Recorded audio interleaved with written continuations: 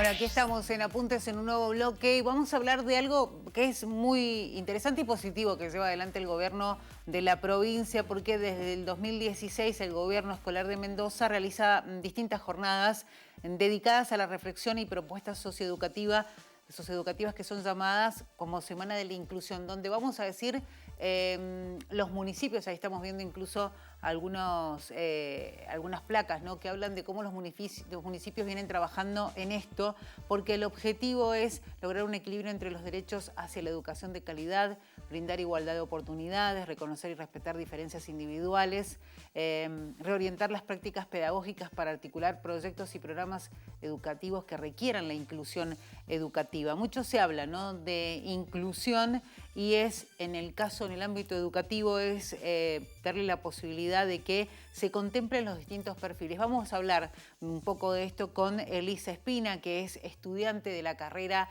de docencia en educación especial. También es mamá de Amparo, es acompañante terapéutica y además fundadora de Marea Azul. Vamos a preguntarle de qué se trata Marea Azul y cómo viene trabajando a partir de la situación personal que vive en esto de la inclusión. Elisa, ¿cómo estás? Bienvenida. Hola, ¿qué tal? ¿Cómo están? Buenas tardes. Bueno, Elisa, contanos un poquito cuál es tu tarea, a partir de qué situación nace esta inquietud para capacitarte, trabajar y mucho por el tema de la inclusión. Contanos un poco tu historia y a partir de eso, ¿por qué surge Marea Azul? Bien, bueno, yo tengo una hija que se llama Amparo, que tiene 12 años. Amparo tiene un autismo no verbal y fue diagnosticada a los 2 años y medio. Allí, bueno, comenzó un largo recorrido en torno a lo que es su diagnóstico con respecto a obras sociales, educación, la sociedad en general, el desconocimiento ante el diagnóstico. Y bueno, allí descubrí también una nueva pasión, que es trabajar con discapacidad, así que empecé a formarme. Estoy en cuarto año del profesorado de educación especial. Y Marea Azul surge en pandemia, junto con una amiga, Serena Chávez, que somos las fundadoras. En pandemia, de repente, cuando cerró todo, también nuestros hijos se quedaron sin terapias, lo cual Claro. fue muy, muy difícil. No se podía salir a la calle, no podíamos explicarle a nuestros hijos qué pasaba, por qué era que teníamos que estar encerrados. La verdad que fue una etapa muy, muy difícil. Los chicos estuvieron casi 9 meses sin poder asistir a sus centros educativos terapéuticos. Claro. Y bueno, allí fue como que nos planteamos de decir, este sistema es mucho más grande que nosotras, nos Claro. excede, qué bueno sería empezar a construir desde nuestro lugar. Y allí nace Marea Azul, que tiene como objetivo principal la creación de un centro integral y un hogar para adolescentes y adultos con autismo. Claro. Está claro que, bien lo decías vos, Elisa, esto de la pandemia justamente provocó eso. Hemos escuchado varias historias de de un papá, una mamá que hablaba de la situación que se transformaba en algo complejo, ¿no? Poder hacerles entender esto, que no podían ir a su actividad, que a partir de eso, de lo que se daba en pandemia, hubo que de alguna manera accionar. Bueno, como decías bien y bien lo graficabas, nace Marea Azul. ¿Cómo, digo, a partir de eso, porque ya han pasado varios años, cómo han avanzado, cuánto han avanzado, qué necesitan, qué entienden que hay que mejorar, sobre todo pensando en una educación inclusiva? Bien, mira, nosotras básicamente lo que soñamos con Marea Azul es poder generar una sociedad que sea para todos. Ir a un café y que te encuentres a una persona con discapacidad, en un restaurante, en plazas, en centros comerciales, que hoy por hoy no se ve tanto. Yo cada vez que salgo con mi hija hay miradas, algunas que buscan información para entender qué sucede. Amparo hace muchos sonidos, y bueno, la gente ante la desinformación por ahí no actúa de las mejores maneras. Entonces, desde Marea Azul buscamos generar espacios, sobre todo para adolescentes y adultos, que se cree que el autismo comienza en la niñez y termina en la niñez, y bueno, no es así. Los Claro. chicos crecen y siguen teniendo autismo, Entonces, imaginamos un centro integral donde los chicos puedan recibir desde el ámbito social, desde lo educativo, desde la parte laboral también, poder brindar herramientas para que tengan un trabajo real, ¿sí? No que por ahí vemos, por ahí esto es un poco subjetivo, una crítica mía hacia decir, bueno, vemos personas con discapacidad siempre o pintando cajitas o haciendo adornitos y a ver, si miramos de manera integral a la persona, pueden hacer muchas cosas. Tal cual. Entonces apuntamos a eso. Elisa, bueno, bien decías vos que están buscando un lugar. ¿Cómo vienen con ese tema? ¿Cuánto han podido avanzar? ¿Qué es lo que entienden es el camino? ¿Cuánto le falta de ese camino por recorrer para poder llegar a concretar ese espacio que ustedes anhelan? Y la verdad es que es un proyecto bastante ambicioso porque bueno, requiere de un espacio físico que actualmente no tenemos. Hemos participado en distintos programas donde se juntan fondos, hemos hecho capacitaciones, bueno, venimos haciendo diversas actividades, pero bueno, realmente lo que más hace falta es el espacio físico Claro. para poder concretarlo. ¿Y hoy cómo trabajan, Elisa? Si tienen que, por ejemplo, brindar, bueno, vos decís que brindan una capacitación, pero digo, ¿qué otro tipo de asistencia dan si es que están en eso y cómo logran llegar a la comunidad? Mira, a diario nosotras recibimos varias consultas de familias que recién reciben un diagnóstico o que quizás ya lo han recibido pero buscan información.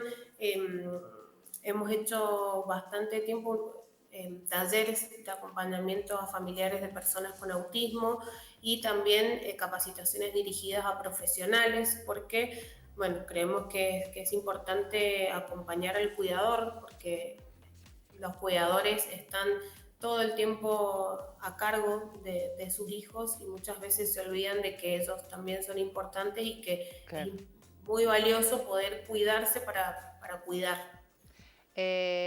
Tengo entendido que durante esta semana se van a realizar muchas actividades, ¿no? Hasta el 18 de octubre en esto que es la Semana de la Inclusión. ¿Cómo es el rol de ustedes en esta Semana de la Inclusión? Bien, nosotras por ahí en lo que es con respecto a estas fechas tratamos de participar en la medida que se puede, sumarnos a actividades que realizan los municipios, pero más que nada nosotros lo que es la inclusión la vivimos los 365 días, Sí. porque muchas veces nos sucede que, por ejemplo, el Día del Autismo es el 2 de abril y se realizan un montón de actividades durante el mes de abril, o por ejemplo ahora en octubre el mes de la inclusión, o el 3 de diciembre el Día de la Discapacidad.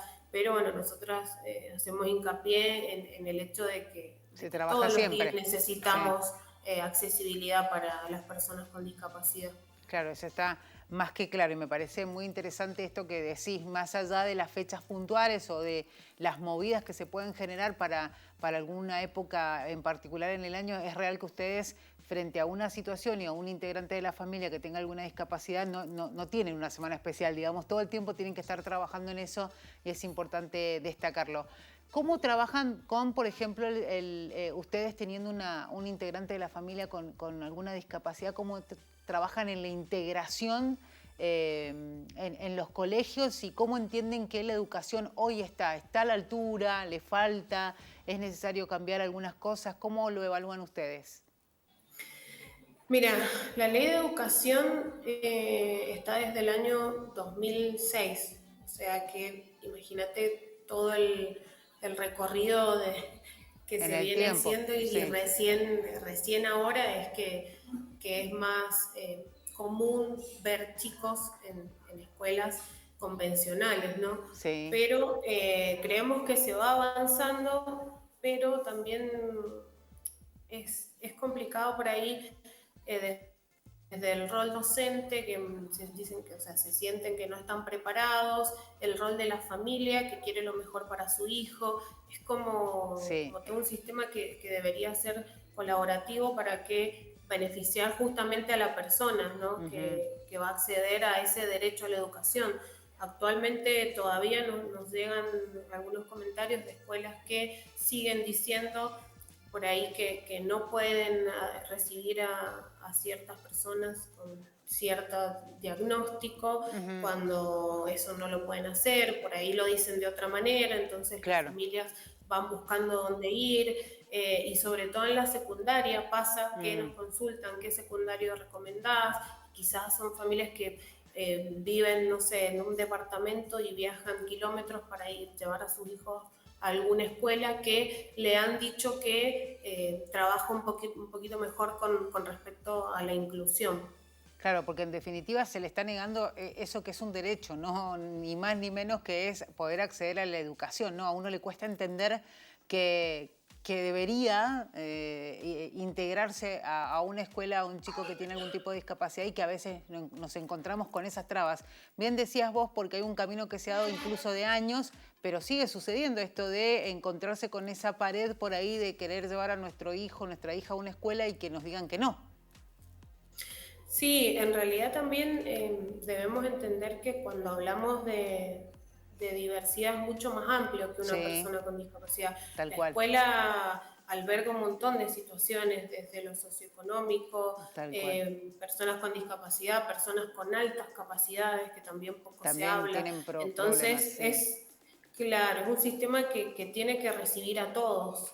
Y nosotras siempre decimos que muchas veces no hace falta ser expertos o tener un montón de diplomaturas, sino por ahí apelar a la buena voluntad, tener comunicación con la familia. Muchas veces nos dicen, bueno, hay familias que vienen enojadas, y bueno, hay que ver también qué recorrido viene haciendo esa familia, en cuántas escuelas le cerraron las puertas o qué experiencias tuvo con respecto a la trayectoria educativa de sus hijos. Entonces, bueno, es como que hay que ir viendo las distintas partes, realidades, ¿no? Tal cual, sin duda. Elisa, si alguien quiere tomar contacto con ustedes, saber un poco más de cómo trabajan, al mismo tiempo tal vez darles una mano, ¿cómo los ubican? Bien, puede ser por las redes sociales, por Instagram, es Marea Azul Autismo, y por Facebook, Fundación Marea Azul. Ahí están nuestros contactos, así que bueno, nos pueden ubicar. Y en noviembre nos han invitado a participar de una jornada de educación sexual y discapacidad que se va a dar en Rivadavia. Bien. Así que bueno, todavía no sabemos bien la fecha, pero para que sepan. Va a ser muy interesante, sin duda. Elisa, muchísimas gracias. No, por favor, gracias a ustedes. Y éxitos, sobre todo, que ojalá puedan conseguir justamente todo lo que están buscando ahí en Marea Azul. Muchas gracias. Bueno, muchas gracias. Adiós. Hasta luego. Elisa Espina, de Marea Azul, es acompañante terapéutica, está estudiando la carrera de profesorado en educación especial y bueno, bien nos decía desde la Fundación de Marea Azul cómo vienen trabajando, qué es lo que buscan y en definitiva qué estamos necesitando como sociedad, ¿no? Todavía nos falta una vueltita de tuerca en un montón de temas y me parece que quedó claro con cómo lo planteaba Elisa, ¿no? Cuando hablamos de inclusión en el nivel educativo estamos por ahí olvidándonos de realmente incluir a todos, algo que empezamos a transitar tal vez, pero que evidentemente nos quedan algunas cosas pendientes en relación a eso. Nos vamos a ir a la pausa, enseguida regresamos. Hoy estamos con muchos temas, así es que quédense con nosotros, estamos en el 30 de la TDA, ya regresamos.